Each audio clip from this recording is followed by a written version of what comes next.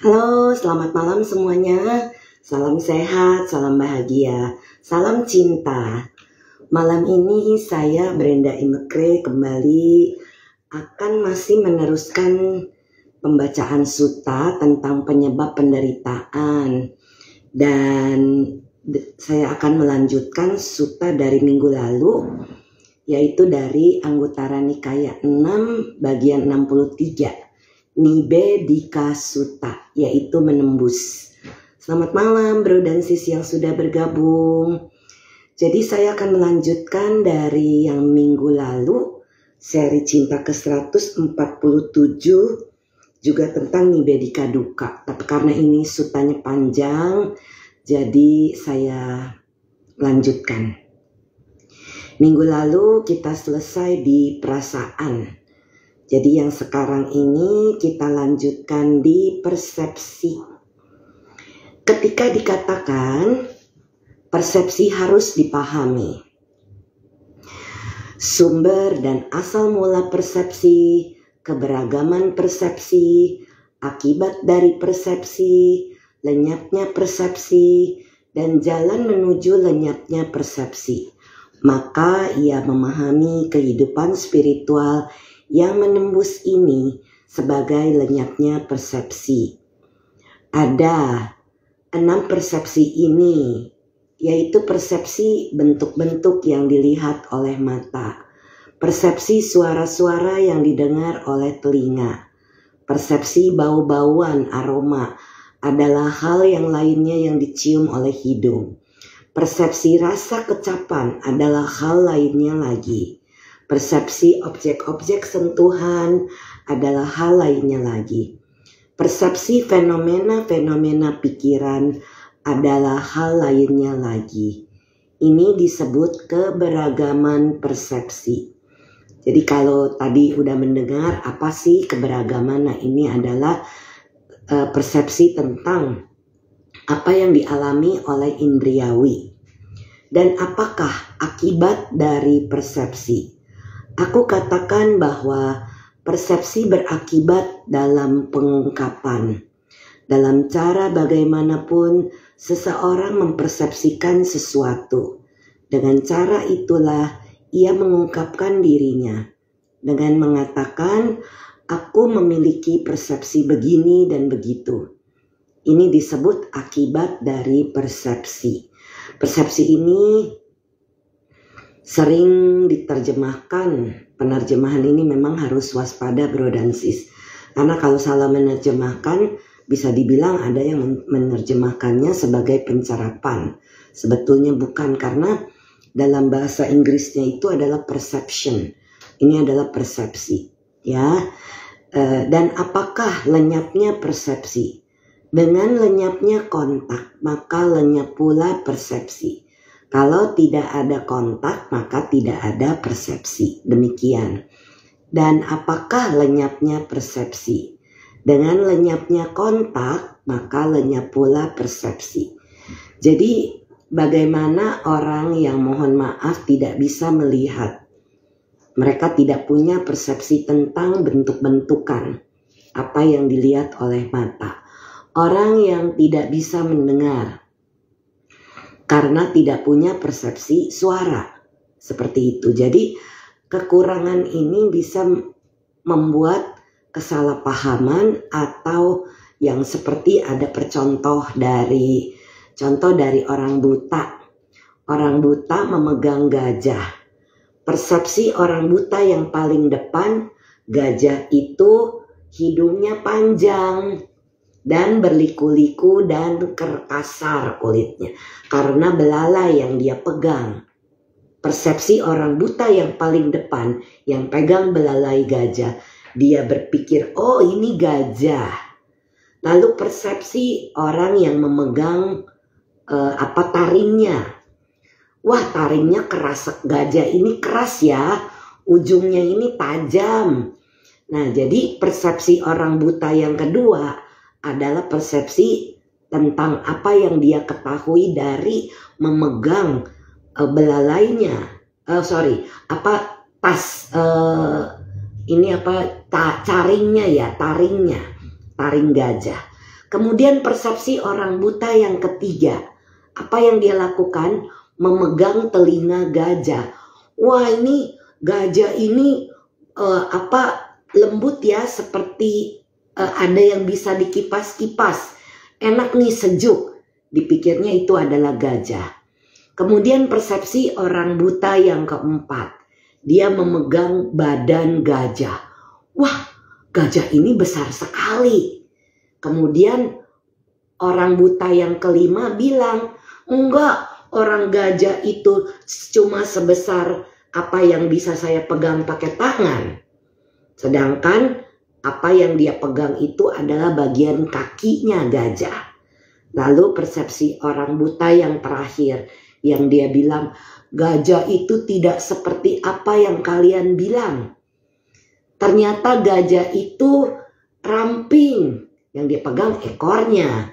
Ya, jadi persepsi seseorang itu bisa berbeda, bro dan sis. Tergantung bagaimana seseorang melihat suatu pandangan. Ada orang dia menganggap bahwa apa yang dia pikirkan itu, dia persepsikan itu benar, yang ada dalam pikiran dia. Tetapi persepsi orang lain menganggap, ini kamu kepo ya, ikut campur. Nah, itu bisa terjadi kesalahpahaman dari berkomunikasi. Jadi alangkah baiknya kalau berkomunikasi itu bisa memberitahu maksud dan tujuannya itu apa. Supaya tidak salah persepsi, karena ini yang dibilang aku memiliki persepsi begini dan begitu. Ini disebut akibat dari persepsi.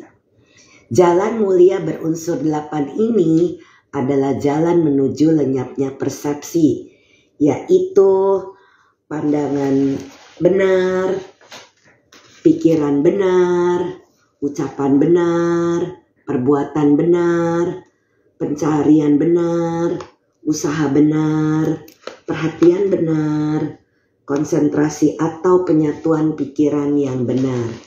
Inilah yang disebut bagaimana bisa mengakhiri jalan menuju lenyapnya persepsi harus dipahami.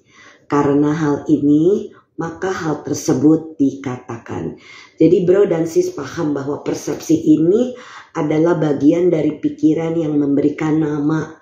Seperti contoh yang tadi saya berikan, orang buta yang memegang bagian tubuh gajah yang berbeda bisa mempunyai persepsi yang keliru tentang gajah yang sebetulnya. Ya, jadi itulah bagaimana pikiran kita memberikan nama kepada sesuatu hal. Ketika dikatakan noda-noda harus dipahami. Kemudian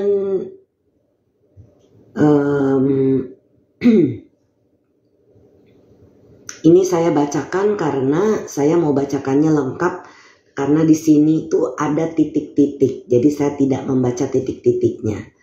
Seorang siswa mulia memahami noda-noda, sumber dan asal mula noda-noda, keberagaman noda-noda, akibat dari noda-noda, lenyapnya noda-noda, dan jalan menuju lenyapnya noda-noda, maka ia memahami kehidupan spiritual yang menembus ini sebagai lenyapnya noda-noda.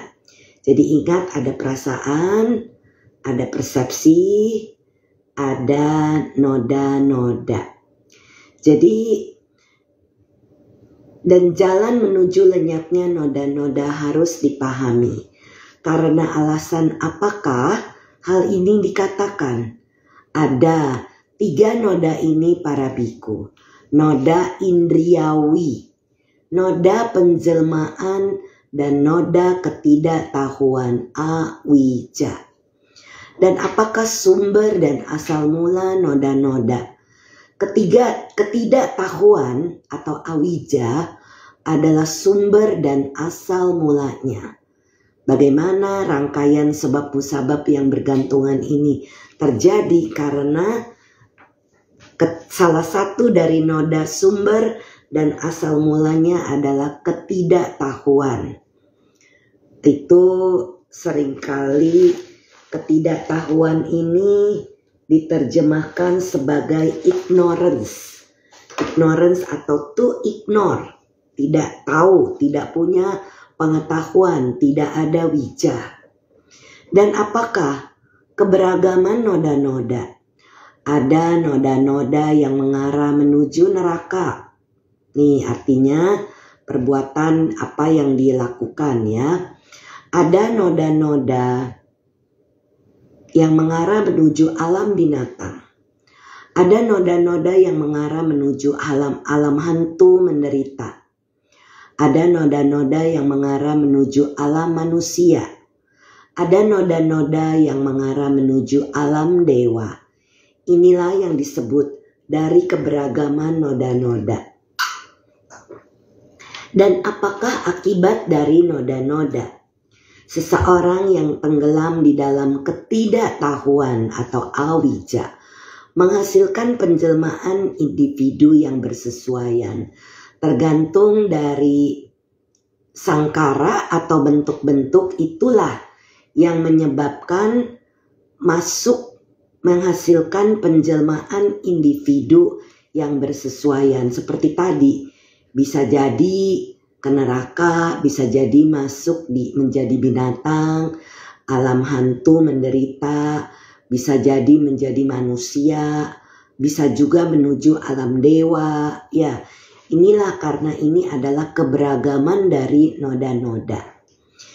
Seseorang yang tenggelam dalam ketidaktahuan menghasilkan penjelmaan individu yang bersesuaian, yang mungkin merupakan konsekuensi dari kebaikan atau keburukan.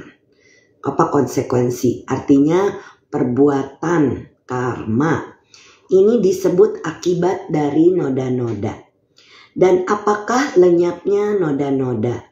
Dengan lenyapnya ketidaktahuan, maka lenyap pula noda-noda atau bentuk-bentuknya. Jalan mulia berunsur 8 inilah jalan menuju lenyapnya noda-noda, yaitu pandangan benar, pikiran benar, ucapan benar, perbuatan benar, pencaharian benar, usaha benar, perhatian benar, konsentrasi atau penyatuan pikiran yang benar. Jadi itulah jalan menuju lenyapnya noda-noda. Ketika seorang siswa mulia memahami noda-noda, sumber dan asal mulanya, keberagaman noda-noda, akibat dari noda-noda, lenyapnya noda-noda, dan jalan menuju lenyapnya noda-noda, maka ia memahami kehidupan spiritual yang menembus ini sebagai lenyapnya noda-noda. Ketika dikatakan noda-noda harus dipahami, saya ulang lagi dibaca dari atas supaya kita tidak menggunakan titik-titik-titik. Sumber dan asal mula noda-noda harus dipahami. Keberagaman noda-noda harus dipahami. Akibat dari noda-noda harus dipahami. Lenyapnya noda-noda dan jalan menuju lenyapnya noda-noda, maka ia memahami kehidupan spiritual yang menembus ini sebagai lenyapnya noda-noda. Jadi itulah yang dimaksud karena hal ini maka tersebut dikatakan. Jadi kita sudah ada perasaan, persepsi, noda-noda. Yang berikutnya adalah tentang kama atau perbuatan. Ketika dikatakan kama harus dipahami, kembali lagi menuju ke atas. Seorang siswa mulia memahami kama, sumber dan asal mula kama, keberagaman kama, akibat dari kama, perbuatan, lenyapnya kama, dan jalan menuju lenyapnya kama. Maka ia memahami kehidupan spiritual yang menembus ini sebagai lenyapnya kama atau perbuatan. Jadi ini kita bahas dengan lebih detail seperti yang beliau bahas. Dengan alasan apakah hal ini harus dikatakan adalah kehendak atau cetana para biku yang kusebut kama. Karena setelah berkehendak ada niat, seseorang bertindak melalui jasmani, badan kita, lewat ucapan atau pikiran. Inilah yang disebut sebagai kama, karena di situ ada tekad, ada kehendak, ada cetana dalam bahasa Pali. Dan apakah sumber dan asal mula kama atau perbuatan? Kontak adalah sumber dan asal mulanya. Karena kalau tidak ada kontak, bagaimana dia bisa mulai? Dan apakah keberagaman kama ini mirip seperti yang tadi tentang noda-noda? Ada kama atau perbuatan yang harus dialami, akibat ya maksudnya, yang harus dialami di alam neraka. Ada kama yang harus dialami di alam binatang. Ada kama yang harus dialami di alam hantu menderita. Ada kama yang harus dialami di alam manusia. Ada kama yang harus dialami di alam dewa. Ini disebut keberagaman kama. Coba kalau kita pikirkan, brosis, bagaimana keberagaman kama ini bisa terjadi? Seekor anjing, dua anjing yang berbeda. Satu melakukan kebaikan, satunya tidak. Yang melakukan kebaikan bisa dipelihara dengan baik. Saya belum lama ini melihat di Instagram. Yang punya rumah itu menyiapkan studio untuk doginya. Tempat tidur yang nyaman, ada selimut, ada bantal, ada betul-betul bednya. Kemudian makanannya juga disiapkan, dirotate seperti itu, dia bisa makan. Kemudian ada TV, anjing itu bisa punya hiburan, nonton. Kemudian dia bisa minum, ada air seperti air mancur kecil untuk dia. Jadi sebelum yang punya ini meninggalkan dia, itu anjing udah set banget, udah mantep, ditinggal pun begitu mempunyai kehidupan yang sangat menyenangkan dalam ruangan ber-AC. Tapi kalau anjing itu punya hasil dari perbuatan dia yang tidak baik, maka dia menjadi anjing jalanan yang makan pun harus mengais-ais. Jadi ini kita melihat beberapa contoh di seputar kita. Sama anjing namanya. Tetapi hasil dari perbuatan mereka berbeda sesuai dengan perbuatan yang mereka pernah lakukan sebelumnya. Ada anjing yang begitu melihat Buddha Rupang, dia bisa bersujud di depan Buddha Rupang. Itu kecenderungan kebiasaan, bisa jadi anjing itu sebelumnya adalah manusia yang terbiasa melakukan puja bakti. Tapi karena perbuatan buruk yang dia lakukan, maka dia bisa menjadi anjing. Nah, dia itu sebabnya kalau kita melihat akibat kama ini sangat mengerikan. Maka itu bro dan sis, walaupun banyak orang Buddhis yang tahu kulit-kulitnya tentang kama atau perbuatan, tetap saja melanggar sila, tetap saja melakukan perbuatan-perbuatan, ucapan, pikiran yang keliru, yang ini akan berakibat tentunya. Jadi ini di sini sudah diberitahu, ini disebut keberagaman kama. Dan apakah akibat dari kama? Akibat kama aku katakan ada 3 yang dialami dalam kehidupan ini atau dalam kelahiran kembali berikutnya atau dalam beberapa kelahiran berikutnya. Ini disebut akibat dari kama. Jadi kita itu harus paham bahwa perbuatan-perbuatan itu ada akibatnya. Di sini dikatakan mencantumkan perbedaan-perbedaan kama dalam kehidupan ini atau dalam kehidupan mendatang. Jadi dalam setiap perbuatan-perbuatan itulah yang harus dialami oleh apapun bentuk badannya. Ya, jadi mau dia lahir di neraka, mau dia lahir di alam binatang, mau dia lahir di alam hantu gentayangan, adapun sebagai manusia kita pun mengalami akibat-akibat dari perbuatan. Kama yang harus dialami di alam dewa. Dan apakah lenyapnya kama? Dengan lenyapnya kontak, maka lenyap pula kama atau perbuatan.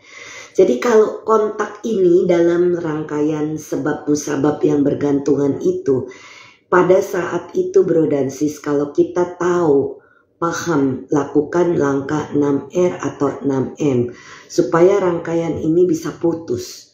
Karena kalau tidak ini akan menjadi penderitaan. Jalan mulia berunsur 8 ini adalah jalan menuju lenyapnya kama, yaitu berpandangan benar, pikiran benar, ucapan benar, perbuatan benar, pencaharian benar, usaha benar, perhatian benar, dan konsentrasi atau penyatuan pikiran yang benar. Inilah bagaimana kita bisa melenyapkan kama. Ketika seorang siswa mulia memahami kama, sumber dan asal mula kama, keberagaman kama, akibat dari kama, lenyapnya kama, dan jalan menuju lenyapnya kama atau perbuatan, maka ia memahami kehidupan spiritual yang menembus ini sebagai lenyapnya kama atau perbuatan. Ketika dikatakan, maka hal inilah supaya bisa dipahami. Ketika dikatakan, ini adalah mengacu kepada penyebab penderitaan. Ketika dikatakan, penderitaan harus dipahami. Sumber dan asal mula penderitaan harus dipahami. Keberagaman penderitaan harus dipahami. Akibat dari penderitaan harus dipahami. Lenyapnya penderitaan harus dipahami. Jalan menuju lenyapnya penderitaan harus dipahami. Karena alasan apakah hal ini dikatakan? Kelahiran adalah penderitaan. Jadi kalau kita terlahir itu ya memang menderita ya brosis ya.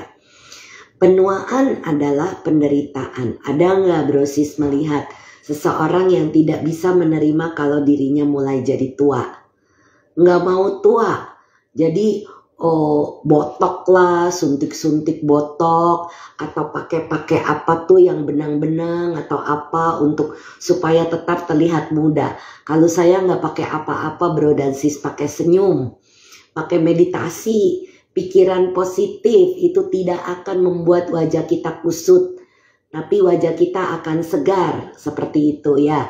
Jadi bahkan kita melihat diri kita yang udah tua ya memang mengalami penderitaan. Jadi seperti itu, penuaan adalah penderitaan, penyakit adalah penderitaan, kematian adalah penderitaan, duka cita, ratapan, kesakitan, kesedihan, dan siksaan adalah penderitaan.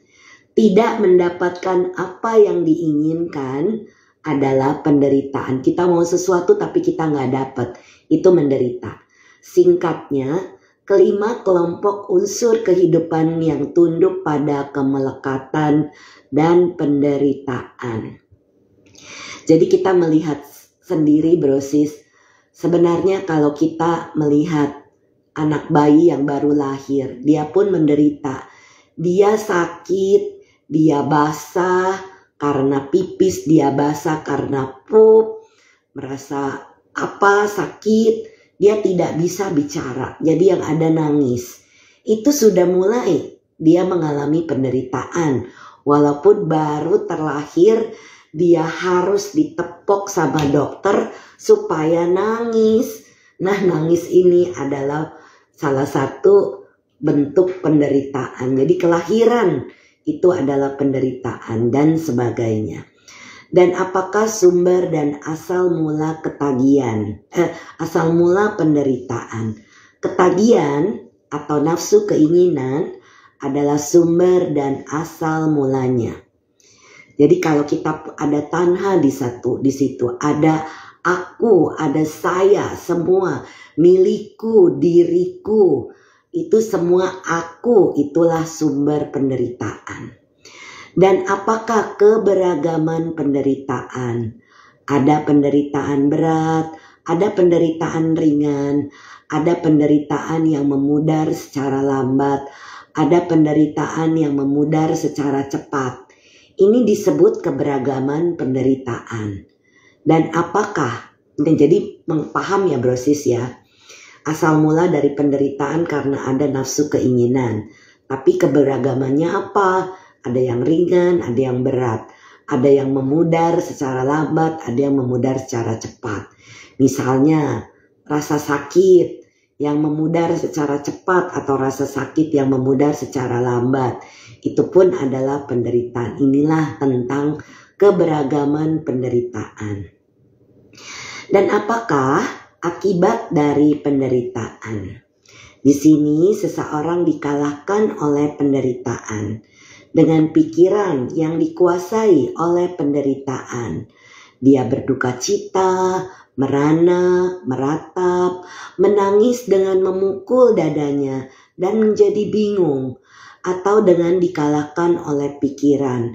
Dengan pikiran yang dikuasai oleh penderitaan, ia pergi mencari di luar dengan berkata, siapakah yang mengetahui satu atau dua kata untuk mengakhiri penderitaan ini?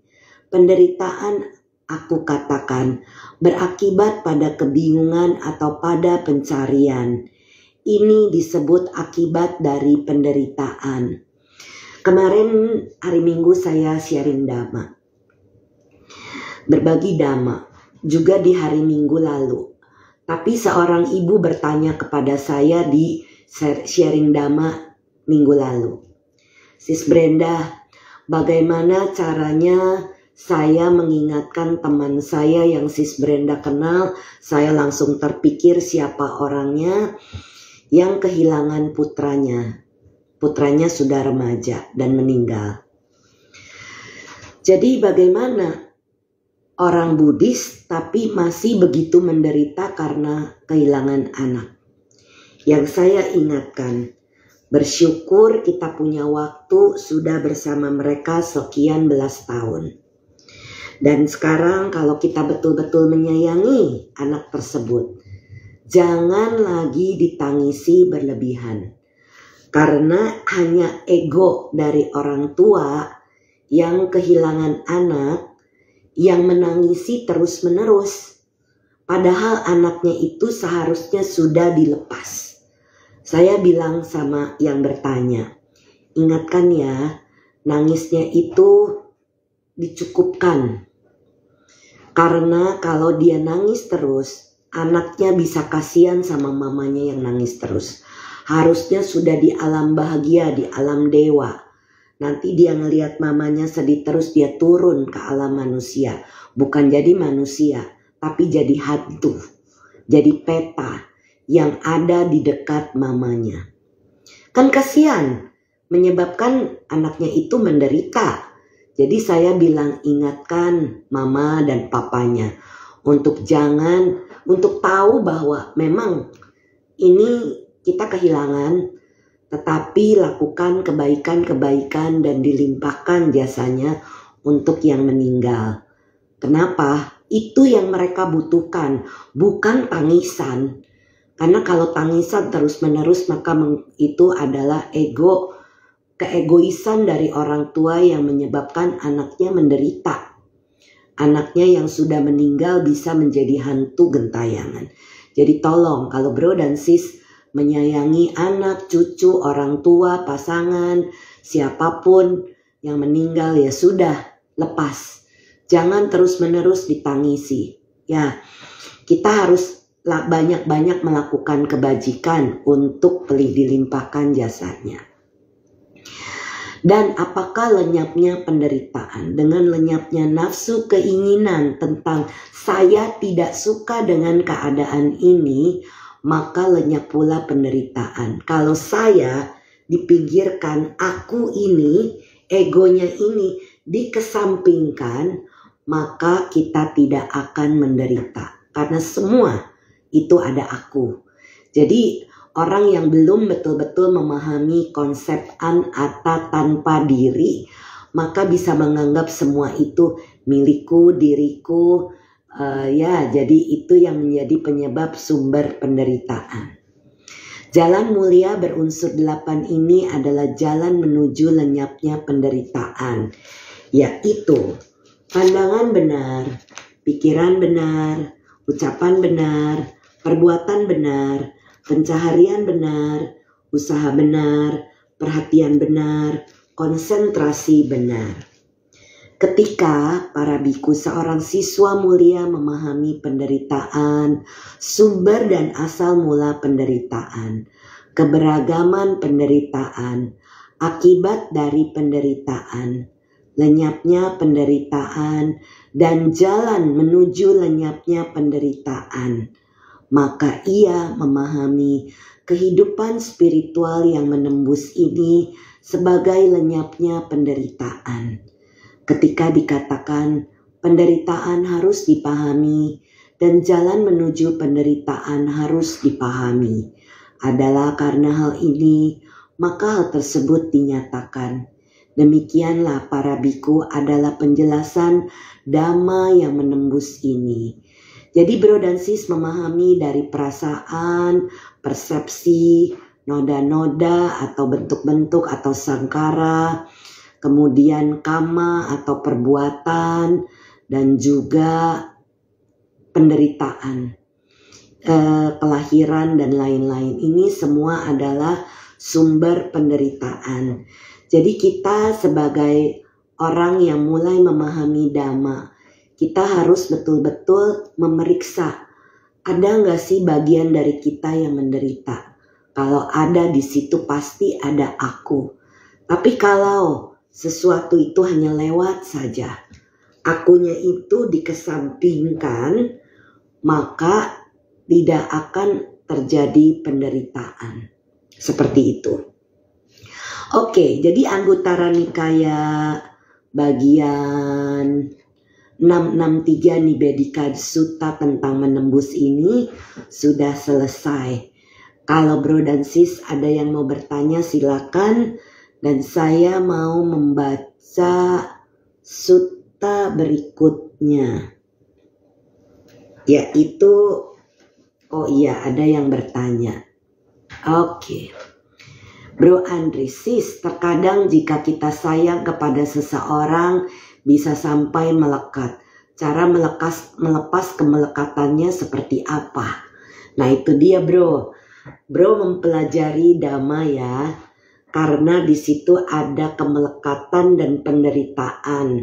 Jadi kalau kita terlalu menyayangi, jadi ini yang sering saya bilang kepada klien yang datang. Kita melekati, menyenangkan atau menyakitkan atau menyedihkan, inilah yang kita bawa terus. Inilah yang menjadi penderitaan. Kalau menyenangkan jadi sweet memory, terbayang-bayang, zaman kita waktu muda, zaman kita apa, itu terbawa dalam pikiran kita. Itu menjadi kemelekatan. Ya. Kemudian kalau itu menyedihkan, mengalami luka batin, mengalami masa kecil yang tidak menyenangkan, dipukul, dicaci, dan lain sebagainya. Itu akan menjadi trauma bro dan sis. Dan itu pun sesuatu yang tidak menyenangkan atau menyedihkan, itu pun akan dibawa-bawa terus. Seperti itu. Itulah yang menjadi penderitaan sebenarnya bro sis. Oke.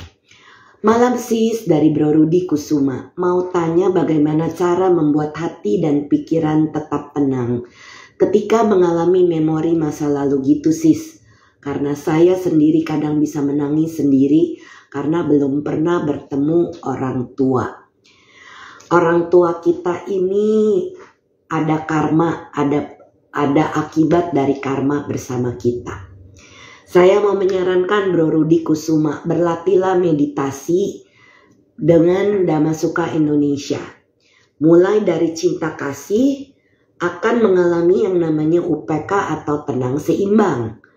Saat kita tenang seimbang dan kita bisa memaafkan orang tua kita itu, maka kita tidak lagi menderita dengan berpikir, kenapa ya orang tua saya membuang saya, kenapa ya begini begitu. Itu akan menjadi panca, penggandaan pikiran Bro Rudi.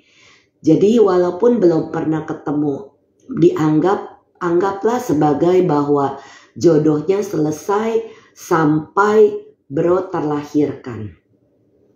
Dan toh Bro diurus dengan baik oleh kungkungnya, ya kalau saya tidak salah ingat kakeknya.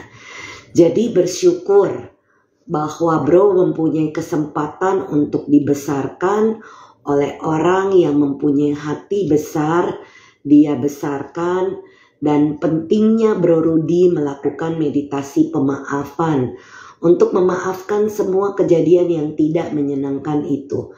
Karena Bro Rudi belum paham apa perbuatan yang pernah Bro Rudi lakukan di masa lalu yang menyebabkan di kehidupan ini terpisah dari orang tua. Jadi kalau kita tidak, ini banyak contoh kasus ya Bro Sis ya, dengan klien yang saya alami. Kenapa waktu kecilnya dia tidak mengalami, nggak dikasih perhatian, nggak disayang. Karena di masa lalunya dia cuekin pula, dia tinggalin pula. Sudah punya pekerjaan, malu kepada orang tuanya, ditinggalin. Jadi dia contohnya nih, ada klien baru minggu lalu. Dia mengalami bahwa tidak mempunyai masa kecil yang menyenangkan karena disiksa orang tua. Dan dia mau tahu kenapa mamanya itu suka sekali menyiksa dia. Ternyata ketemu, dia itu adalah seorang jenderal perang. Pada saat waktu kecil, kayak saya tarik mundur untuk melihat kehidupannya waktu kecil. Dia bilang sejak kecil dia bersama mamanya. Papanya sudah tidak ada, meninggal. Kemudian sama mamanya dibesarkan. Sudah mamanya membesarkan, pada saat dia sudah cukup umur, saya lupa umur berapa, 17, 18 atau 20-an awal, dia kepengen jadi soldier, tentara. Kemudian melamarlah dia menjadi tentara dan dia keluar dari rumah. Terus pada saat dia keluar rumah, dia jadi tentara, dia melakukan pekerjaannya dia tidak pernah pulang menengok mamanya. Jadi mamanya yang sudah merawat dia belasan tahun, bahkan sampai 20-an, saya lupa exactly kapan beliau itu meninggalkan rumah untuk jadi prajurit, tetapi dia tinggalkan. Kenapa dia nggak mau pulang? Karena dia malu. Bro Sis, jangan pernah merasa punya perasaan malu terhadap orang tua kita sendiri. Kita ada sekarang karena ada orang tua kita. Saya tidak pernah malu untuk membawa mami saya kemana-mana. Beliau itu bukan orang sekolahan, tapi saya sangat hormat, respect, menyayangi beliau. Ya, kenapa? Karena saya mengerti bekerjanya, berjalannya hukum karma, Bro Sis. Karena kalau kita tinggalkan, saya bisa saja kalau saya mau sombong. Wah, saya sudah di Amerika, saya nggak usah pulang, saya nggak usah kenal lagi sama semua orang, saudara-saudara orang tua di Indonesia. Tinggal aja di sana, hidupnya menyenangkan. Seperti hidup di alam dewa, mau apa asal punya uang, bisa beli. Dengan mudah pergi ke satu toko, bisa mencari segala hal. Tapi apa yang terjadi? Saya mengerti bahwa ada panggilan bagi saya untuk pulang, untuk merawat mereka. Untung! Walaupun pada saat itu saya belum terlalu memahami dengan baik cara bekerja karma, tapi paling tidak saya sudah paham tentang hukum sebab akibat. Saya tidak mau ada penyesalan tidak merawat orang tua saya. Jadi saya pulang. Maka itu Bro Sis, saya mau menyarankan, seberapa tingginya posisi Bro dan Sis, seberapa hebatnya Bro dan Sis di masyarakat, seberapa kayanya Bro dan Sis dalam lingkungan, apapun itu, orang tua kita tetap orang tua kita. Jangan ditinggalkan. Nah, klien saya ini, dia meninggalkan mamanya yang merawat dia. Dia anak tunggal. Mamanya merawat dia udah tua. Waktu dia tinggalin mamanya itu, mamanya sudah tua. Udah bongkok, udah jelek katanya. Udahlah, saya malu punya mama seperti itu katanya. Karena dia malu, dia tinggalin tuh mamanya di kehidupan lampau. Dan sekarang di kehidupan ini, ya dia bagaimana dia bisa menerima akibat yang bagus kalau dia mencampakkan mamanya di masa lalu. Tapi dia paham, saya mengerti Bu, terima kasih banyak. Saya jadi paham apa yang saya perbuat, saya terima sekarang. Saya sudah mengerti dan saya bisa memaafkan mama saya. Saya akan melakukan kebaikan yang saya bisa lakukan buat mama saya. Itu yang klien saya katakan, dan itu membuat hati saya itu sangat lega. Karena kalau seseorang anak sudah bisa menyadari kesalahan dari perbuatannya dan membuat perubahan positif ke dalam kehidupan bersama orang tuanya, maka itu adalah berkah mulia, berkah terbesar yang bisa saya dapatkan. Seperti itu. Jadi itu yang saya bisa saran, Bro dan Sis. Tidak ada lagi yang bertanya. Saya akan lanjutkan di Majjhima Nikaya 101 Dewa Daha Sutta, di Dewa Daha. Kalau dia mau bertanya silakan ya Bro Sis. Demikianlah yang kudengar. Pada suatu ketika Sang Bagawa sedang menetap di negeri Sakya, di mana terdapat sebuah pemukiman Sakya bernama Dewa Daha. Di sana Sang Bagawa atau Sang Buddha memanggil para biku demikian. Para biku, ya yang mulia Bante, mereka menjawab. Sang Bagawa berkata demikian. Para biku, ada beberapa petapa dan brahmana yang menganut doktrin dan pandangan demikian. Apapun yang dirasakan oleh orang ini, apakah menyenangkan atau menyakitkan, atau bukan menyakitkan pun bukan menyenangkan, semua itu disebabkan oleh apa yang dilakukan di masa lampau. Jadi dengan memusnahkan perbuatan lampau melalui pertapaan dan dengan tidak melakukan perbuatan baru, maka tidak akan ada akibat di masa depan.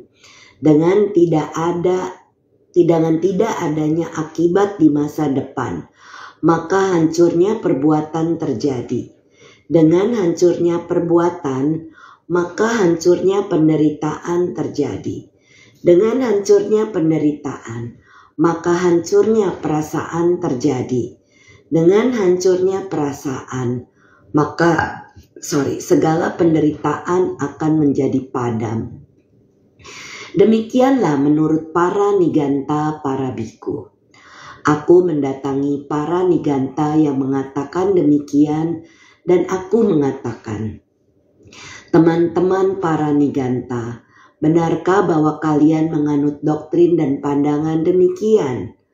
Jika ketika mereka ditanya demikian, para niganta itu mengakui dan mengatakan benar, maka aku berkata kepada mereka, tetapi teman-teman, apakah kalian mengetahui bahwa kalian ada di masa lampau dan bahwa bukan pada kenyataannya kalian tidak ada?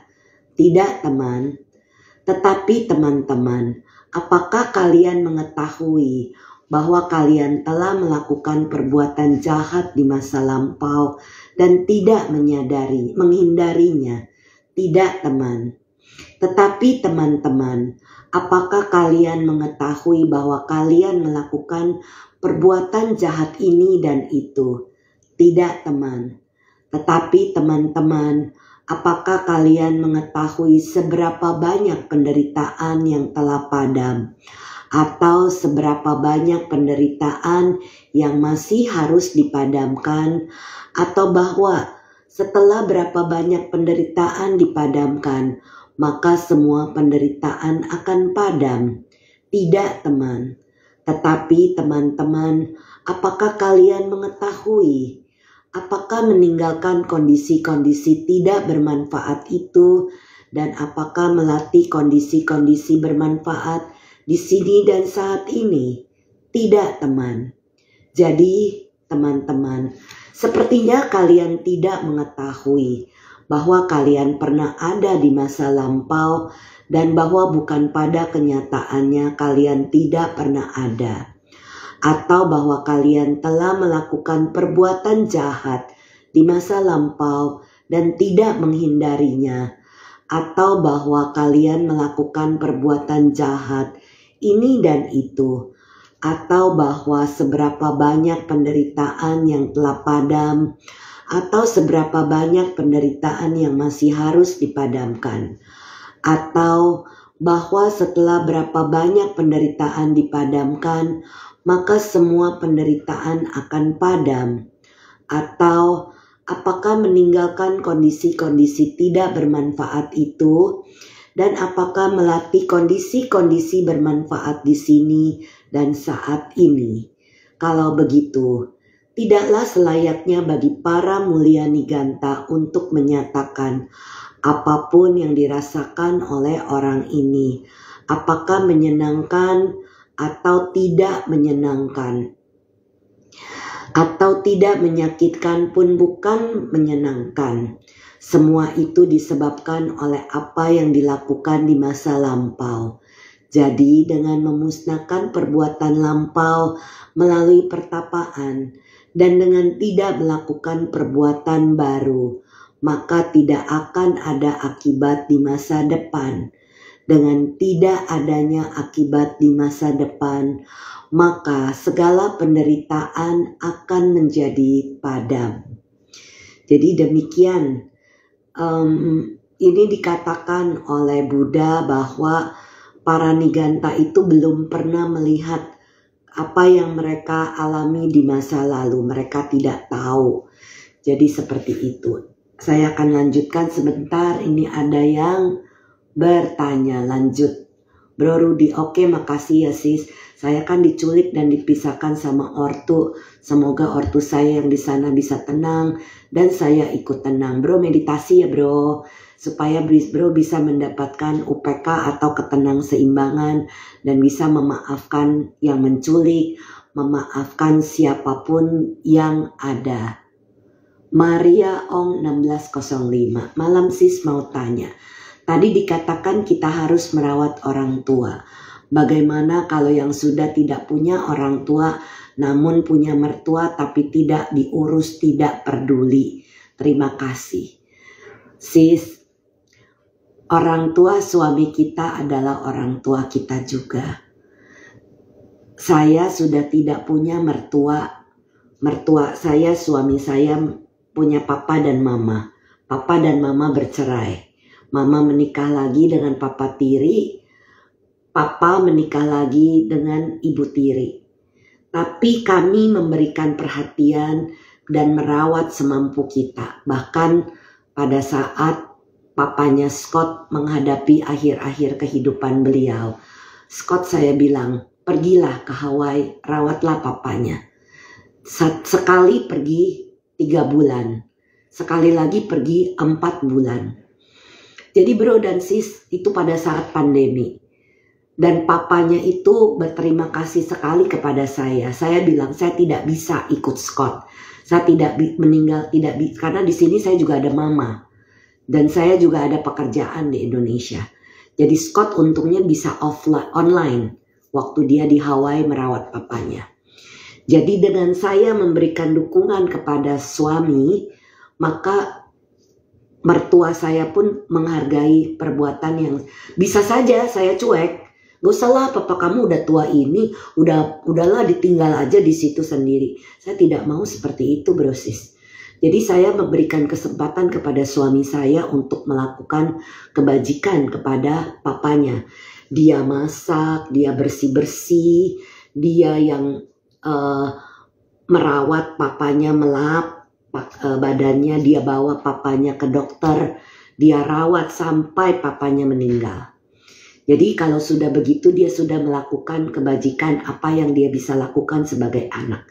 Jadi itu kita tidak punya orang tua, punya mertua, rawatlah orang mertua kita. Sama orang tua dari pasangan kita adalah orang tua kita. Begitu ya sis. Jadi supaya sis Maria ini bisa melakukan kebajikan untuk mertuanya. My jewels. Selamat malam sis Brenda. Jika ada orang yang selalu membuli kita, berarti kita pernah jadi pembuli. Atau karena di masa lalu kita selalu nerimo dan menjadi karma kebiasaan. Tidak ada yang kebetulan sis May Jules. Jadi apa yang terjadi kepada kita ini adalah kita juga penyebabnya. Bisa juga bukan membuli tapi kita mencemooh, kita mengadu domba, kita melakukan pelanggaran sila keempat lah ya. Kita bohong, kita gosip, memecah belah. Itu ya bisa dia zaman sekarang kan kata-katanya pembuli. Yaitu kita pasti pernah melakukan itu sebelumnya di kehidupan lain. Bukan karena nerimo. Nerimo ini karma kebiasaan ini juga tidak baik dalam arti. Kenapa seseorang bisa dibully? Karena ada penyebab yang dia lakukan sebelumnya sehingga dia mengalami. Tapi kalau dia tidak melawan, dia tidak membalas bullying dari orang itu, bukan berarti kita nerimo saja. Nerimo dengan pengertian ya sis. Menerimo bahwa ini adalah akibat yang harus saya terima. Jadi saya tidak akan melawan, saya tidak akan melakukan kesalahan dengan mengatakan kembali, ngata-ngatain orang itu lagi. Tapi kita bisa menerima dalam pikiran bahwa oh ini adalah satu hal yang harus saya jalankan dalam hidup ini. Sehingga kita tidak melawan. Pada saat kita melawan, kita lemparkan lagi itu. Maka itu menjadi perang. Jadi seperti Kakak Cupama Sutta yang pernah saya baca bagaimana kita harus berlatih. Apapun yang orang lain lakukan kepada kita, benar atau tidak benar, tepat atau tidak tepat pada waktunya, berhubungan dengan kebaikan atau kesalahan. Kita tidak harus membalas, tapi kita memancarkan pikiran cinta kasih kepada orang tersebut, supaya orang tersebut bisa menyetop perbuatan buruknya itu. Dan mempunyai kesadaran bahwa apa yang dia lakukan itu menciptakan perbuatan buruk baru untuk dirinya sendiri. Ya, jadi kalau kita sudah memahami begitu, maka apa yang orang ngomong ya terserahlah. Tidak usah bereaksi. Karena kalau kita bereaksi, apa yang kita katakan, pikirkan, lakukan, itu akan menjadi penyebab perbuatan karma yang baru seperti itu. Ya, jadi sudah cukup ya bro dan sis tentang hal tersebut. Saya mau lanjutkan di bagian teman-teman Niganta. Misalkan seseorang terluka oleh anak panah beracun. Karena itu ia merasakan perasaan sakit yang menyiksa dan menusuk. Kemudian teman-teman dan sahabatnya, sanak saudara dan kerabatnya membawa seorang ahli bedah. Ahli bedah itu membedah luka dengan pisau, memeriksa anak panah itu dengan alat periksa, mencabut anak panah itu, mengoleskan serbuk obat pada luka itu. Dan pada setiap tahapan itu, orang itu akan merasakan perasaan sakit yang menyiksa dan menusuk. Kemudian belakangan, ketika luka itu sembuh dan sudah menutup kulit, orang itu menjadi baik dan bahagia, tidak bergantung, menguasai dirinya sendiri, mampu bepergian kemanapun yang ia kehendaki. Ia mungkin berpikir, sebelumnya aku tertusuk oleh anak panah beracun. dan karenanya aku merasakan perasaan sakit, menyiksa dan menusuk.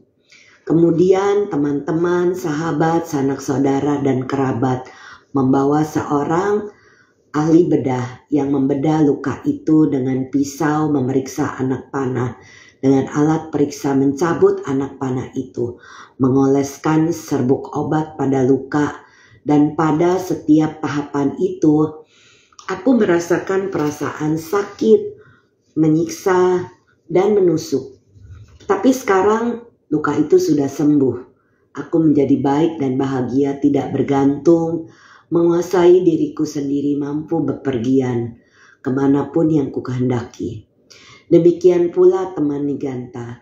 Jika kalian mengetahui bahwa kalian pernah ada di masa lampau, dan bahwa bukan pada kenyataannya kalian tidak pernah ada, atau apakah ia meninggalkan kondisi-kondisi tidak bermanfaat itu, dan apakah melatih kondisi-kondisi bermanfaat di sini dan saat ini.